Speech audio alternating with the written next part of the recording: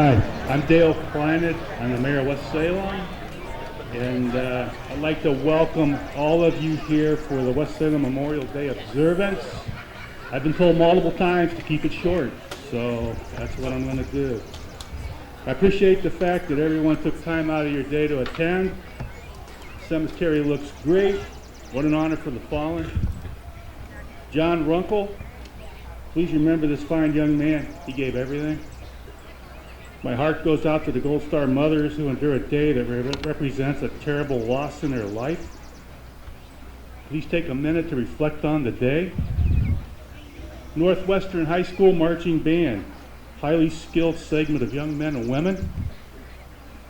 A little word for Gene Hines, a veteran who gave a young council member the opportunity to be a part of the Memorial Day observance. Told me just needed a guy that could run. And I think I did a good job of running for him. Okay. I know this is a day of recognition for the fallen. With that in mind, if you want to step up, you can participate in things. Like a couple examples, Run for the Wall recognizes the sacrifices made by all veterans. And if you're into bicycles, honor rides, dedicated to providing free services for veterans. Thank you. Have the best day you can have today. And we're going to bring Ernie up.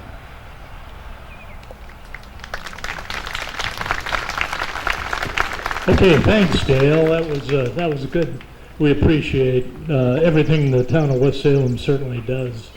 Yeah, I'm Ernie Stone, and I have the distinct honor of being the commander of the James Stevens Post 499. James Stevenson, by the way, just to give you those that you don't know who he was, during World War I, he was a young man from the local area who enlisted, was in France during World War I, received wounds there, was admitted to the Army hospital over there, and later passed.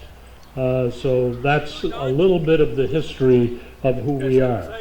First of all, I'd like to recognize those. I know my unit here. I know the people here have served. How many of you others have actually served? Will you please show your hands of those who have actually served?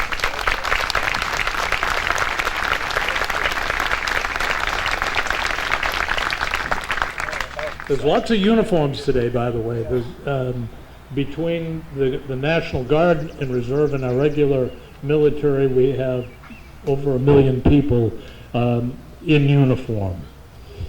Okay, if you would please join me, we're going to do the national Pledge Allegiance. Okay, so we'll do the pledge. I pledge allegiance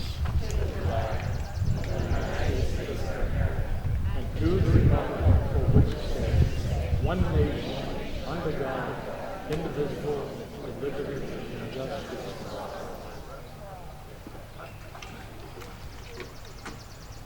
Okay, we'll bring up John Shadley, who's our chaplain, to offer us a prayer. John?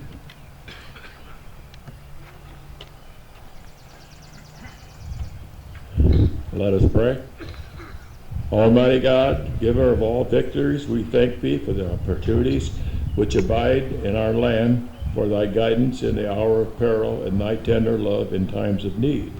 Help us remember with reverence the valor and devotion of our departed comrades, not only those whose bodies consecrate our country's soil, but also those who sleep beyond the seas, and those others whose resting places will not be known until the last day when the deep will have given its dead. O God, teach us to honor them by ever cherishing the ideals for which they fought. Keep us steadfast in the cause of human rights and liberties, of law and order. In true Americanism, give us the power to see and the will to do the right. Grant that the American Legion may preserve the high ideal for which our comrades died. May thy merciful blessing rest upon those who are left behind. Keep us forever firm in righteousness, humble of heart, and unselfish in purpose. Amen.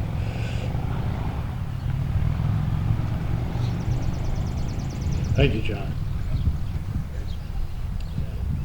Okay, with that, I'm going to introduce a person that becomes very important to our unit here at the 499th, and that is our auxiliary.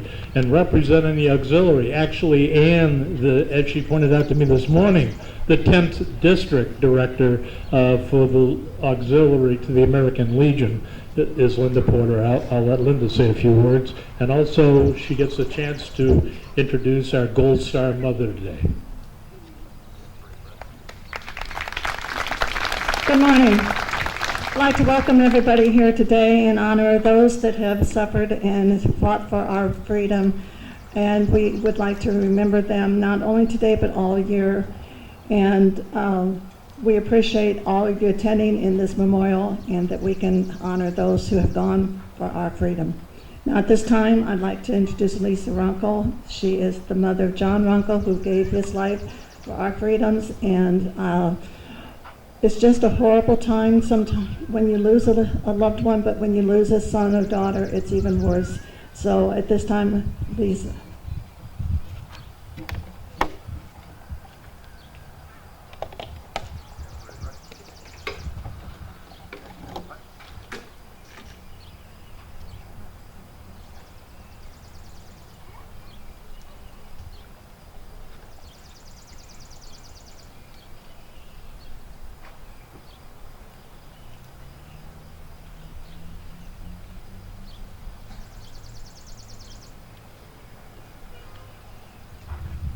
Thank you all for attending today.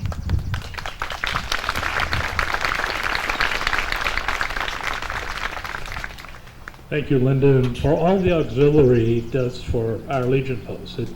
There's a lot of things that they get done. And we also have a wreath. I think we want to place the wreath.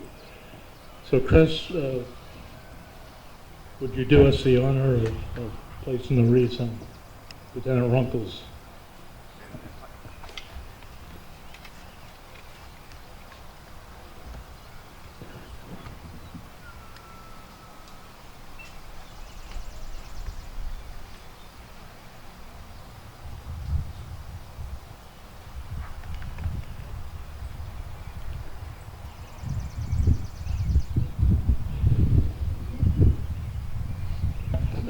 Give me a moment.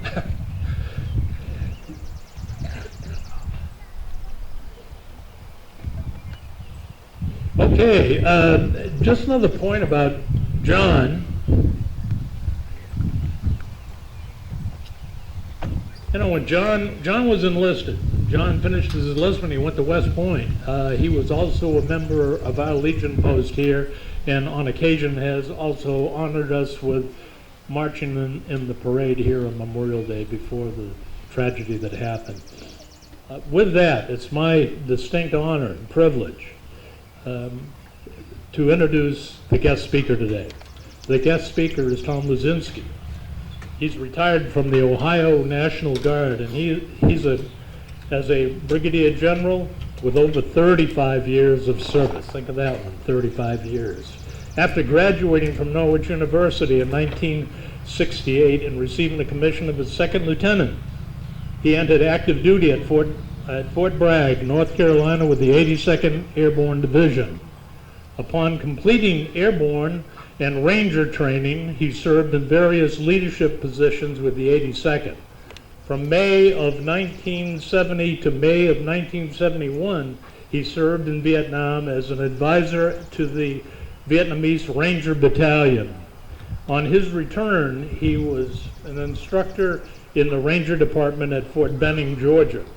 In 1972, he attended Army Rotary Wing Aviator course and was reassigned back to Fort Bragg. He's now a helicopter pilot, obviously. In 1974, he was released from active duty and joined the National Guard as an aviator. He served in numerous leadership roles and staff positions in addition to maintaining his status as an aviator. In 1982, he began work full-time technician, flight instructor, and instrument examiner. He qualified in a number of different aircraft, logging 5,000 hours of flight time in his career. In addition to his background in the infantry as an aviator, I'll be with you in a moment.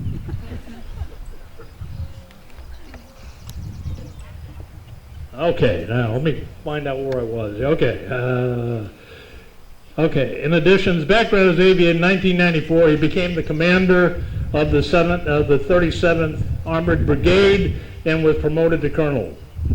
He later completed the Army War College and served in numerous staff assignments to include plans and operations and training officer for the state of Ohio and state safety officer. He was then promoted to brigadier general and became the assistant commander for support and logistics. In his last assignment, he was the commander of the Troop Command, a device unit with nearly 4,000 soldiers. So this man's had a great deal of experience. After his retirement, I mean, you think this guy can never retire, huh? Okay, he worked in different positions, but today he flies the medevac helicopters. So when you see these things going overhead, it could be General Lazinski, okay? Again, it is my distinct honor and privilege to introduce General Tom Lazinski, and also I have to say he's been a good friend for a lot of years. Tom?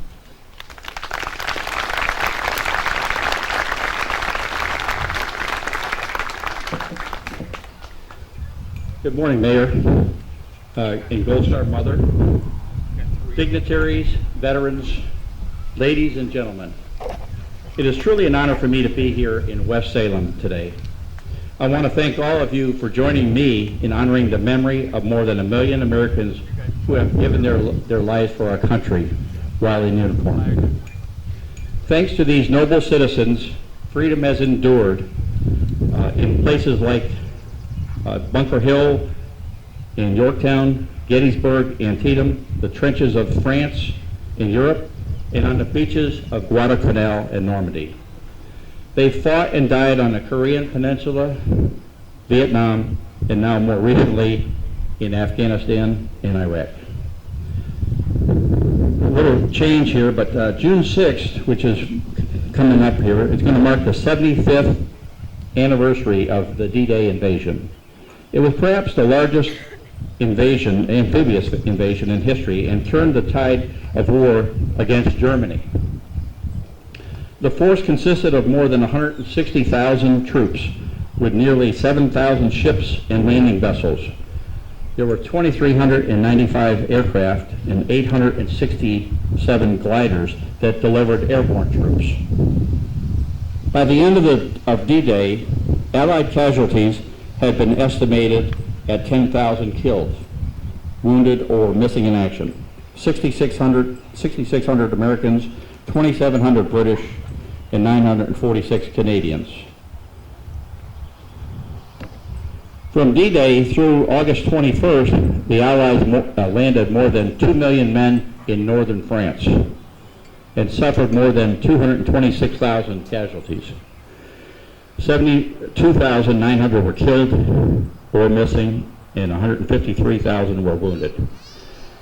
At the 40th anniversary of D-Day, President Ronald Reagan recognized the outstanding performance of the Rangers at Pointe du Hoc.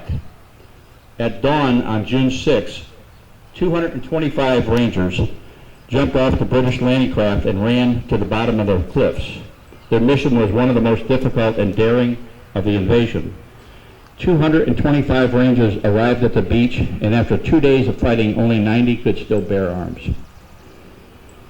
These honored souls we remember today come from all walks of life, from every corner of every great nation, to include towns like this.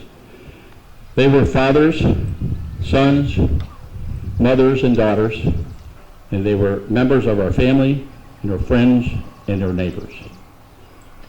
They were ordinary people until they were asked to make the extraordinary sacrifices for their country in trying times. Each person had answered the call to duty, not because they loved war or fighting, but rather for a higher purpose, to preserve peace and freedom, and to stand up for the principles that made this nation great: liberty, justice, and equality, and the right to live free of tyranny. This is the call that has gone out to every generation since our nation was founded, and those who answered have given us a legacy of self-sacrifice and nobility of service.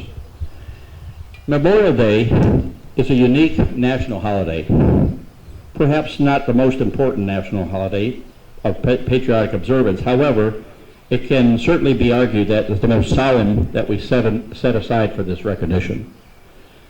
This is a day of mixed emotion. It is a day of reflection in honor of all the soldiers, sailors, Marines, airmen, and Coast Guardsmen and women who made the ultimate sacrifice. Throughout history. Remember, testing 1, 2, 3. It looks like we lost it, but anyway. The numbers that who have fallen is truly.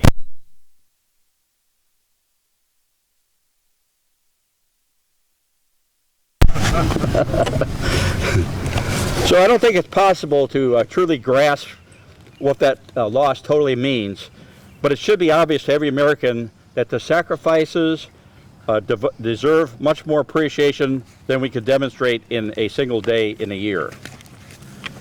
America has always gone to war reluctantly because we know the cost of war. For those who have personally lost a relative in war, whether it was back in World War II or in more recent wars, the loss